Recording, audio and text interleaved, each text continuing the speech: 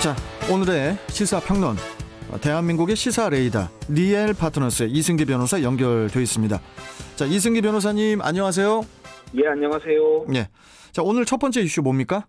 예, 오늘 첫 번째 이슈는 8월 임시국회 사학법의 수술실 CCTV 설치법까지 쟁점 법안 처리입니다. 자, 지난달 31일 8월 임시국회 마지막 본회의에서 21건의 법안이 통과가 됐는데요. 이 중에 사회적으로 첨예하게 갈등을 빚던 사학법, 또 의료법 개정안도 이제 함께 처리가 됐는데, 자, 먼저 어떤 법안들이 통과가 됐는지 중요한 법안 위주로 좀 설명을 좀 먼저 부탁드리겠습니다. 예, 이번 임시국회에서는 이 사립학교 교사 채용 시 교육청 필기시험을 의무화하는 이 사립학교법, 그러니까 사학법 개정안가요.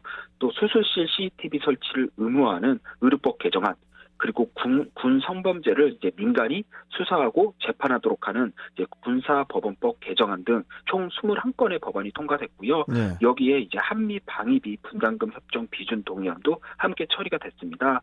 특히 이번 의료법 개정안에서는 이 전신 마취 등 이 환자의 의식이 없는 상태에서 이 수술을 시행하는 의료기관은 그 개설자, 그러니까 의료기관의 원장이든 이사장이든 이런 분들은 꼭 그 수술실 내부에 CCTV를 의무적으로 설치하도록 했고요. 다만 그 현장의 혼란을 줄이기 위해 2년간의 유예 기간을 뒀습니다. 그러니까 앞으로 2023년부터는 CCTV가 전체 수술실 안에 모두 설치가 되는 거죠. 그동안 의료계에서는 이 법안을 두고 의료 행위를 위축시킨다, 또는 내지 이제는 또 불필요한 소송 남발을 부추긴다라고 해서 이제 격렬하게 반대를 했지만 이제 역부족이었던 겁니다. 최근에 인천의 한 척추 전문 병원을 비롯해서 몇몇 병원에서 그 대리 수술 사건이 터지면서 반대의 명분 자체가 좀 이렇게 약해지지 않았나 싶거든요. 예, 맞습니다. 이전만 하면 터지는 대리수술, 그리고 그로 인한 이제 인명사고로 인해 더는 의료계 스스로의 이제 자정작용에 맡길 수 없다라는 국민들의 요구가 이번 법안에 이제 반영이 됐다라고 저는 그렇게 봅니다. 그리고 이번에 통과된 그 사학법 개정안을 두고 당장 그 사학 측의 반발이 또 심각한데 어떤 내용입니까? 예, 이번 개정안을 보면 그동안 이 사학들은 이 교원을 이제 선발함에 있어서 이 자율성이 보장이 됐습니다. 자체 시험이나 평가를 해서 뽑는. 그런데 앞으로는 이 교원의 1차 필기 시험은 이 시도 교육감이 위탁을 받아서 이를 처리하기로 한 거죠. 그리고 그동안 이제는 자문기구에 불과했던 학교 운영위원회가 이제 심의기구로 격상을 해서요. 예산 결산 모든 이제 심사 기능을 부여를 했습니다. 예결선 심의를. 그리고 이제 우리가 보통 이제 조직을 운영할 때 가장 중요한 게 인사와 예산, 이렇게 두 부분인데 앞으로 이 두 부분에서 이제 사학의 자율성이 대폭 축소됐다라는 거죠. 그렇다 보니까 이제 국민의힘 측에서는 이번 개정안이 사학 운영의 자유를 침해한다면서 이제 반대 토론을 펼쳤는데요. 하지만 뭐 180여 석의 이제 거대 여당인 민주당 주도하에 법안이 통과됐으니까 막기는 힘든 거고요. 그러자 이제 곧바로 사립학교협의회에서 이럴 거면 사학을 다 국가가 인수해서 차라리 국가가 운영해라, 우리의 자율성은 어디 갔냐 라면서 이제 극심하게 반발하면서 이제 헌법소원까지 예고한 그런 상황입니다. 그리고 또 하나 의미 있는 게 탄소 중립 녹색 성장 기본법도 이번에 통과가 됐습니다. 이 법안에 따르면은 2030년까지 이 온실가스 배출량을 2018년 배출량의 35% 이상 수준으로 이제 줄이도록 그렇게 규정을 했는데요. 하지만 이 법안은 또 양쪽에서 또 비판을 받고 있는 게, 당장 환경단체에서는 이 탄소 배출량 감소 목표가 너무 낮다, 좀 높여라라고 비판하고 있고, 또 산업계에서는 이렇게 급격하게 탄소 배출을 감축하면은 당장 비용도 증가하고 또 그 결과 고용 감소도 우려된다라고 하면서 또 비판하는, 그래서 양쪽에서 모두 반발하는 그런 모양새입니다, 이 법안은. 그리고 이번 본회의에서는 그간 공군과 해군에서 연달아 일어났던 그 성추행 피해자의 그 사망 사건에 대한 후속 입법이죠. 군사법원법 개정안도 처리가 됐다고 하는데 이 내용도 좀 짚어주세요. 예, 뭐 간단히 말씀드리면 군 성범죄와 군인 사망 사건 관련 범죄, 그리고 입대 전에 저지른 범죄 등에 대해서는 1심부터 일반 법원이 관할을 하고, 그리고 또 고등 군사법원을 아예 폐지해버리기로 했습니다. 그래서 이제는 평시의 경우에는 군사법원 사건은 사건의 항소심은 이제 모두 민간 고등법원이 맡게 된 겁니다. 한마디로 이제는 군 내부에서 어떤 성범죄나 사망 사건이 은폐되거나 소극적으로 다뤄지는 걸 막겠다라는 취지이고요. 그에 또 중요한 이번에 통과된 중요한 법안으로는요. 1가구 1주택자의 이 종부세 과세 기준을 현행 공시가 9억 원에서 11억 원으로 완화하는 이 종부세법 개정안도 이번에 통과됐고요. 네.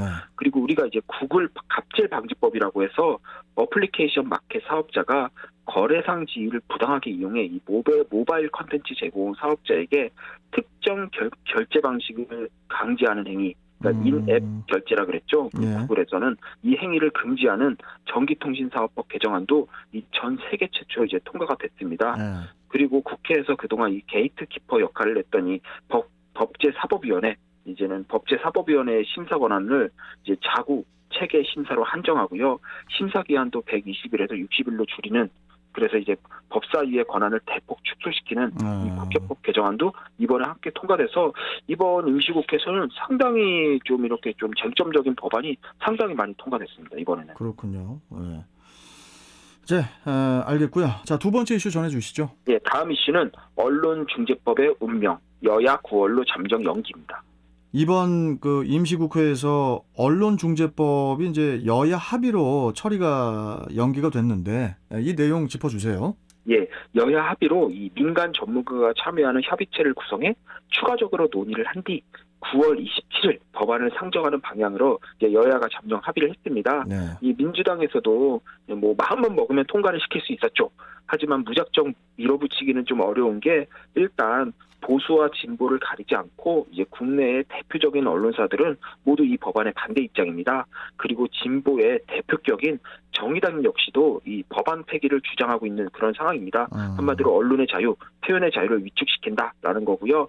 거기에 또 외국의 유력 언론기관이나 뭐 단체 뭐 이런 곳에서도 뭐 반대 입장이 명확하다 보니까 민주당 입장에서는 막상 통과시키자니 역풍이 걱정되고 또 여기서 철회하자고 하니 이 전통적인 지지층에서 반발할 것이 뭐 명확하고 그러다 보니까 중간에 끼어서 상당히 애매한 상황이었습니다. 네. 그렇다 보니까 민주당이 일단 한발 후퇴해서 상황을 지켜보며 이제 숨고르기에 들어갔다 이렇게 보입니다. 네. 뭐 그렇다고 해서 이 법안 처리를 하는 건 아니고 제가 볼 때 통과는 시킬 걸로 그렇게 보입니다. 네. 특히 관심이 모아지는 게 언론중재법 협의체인데요.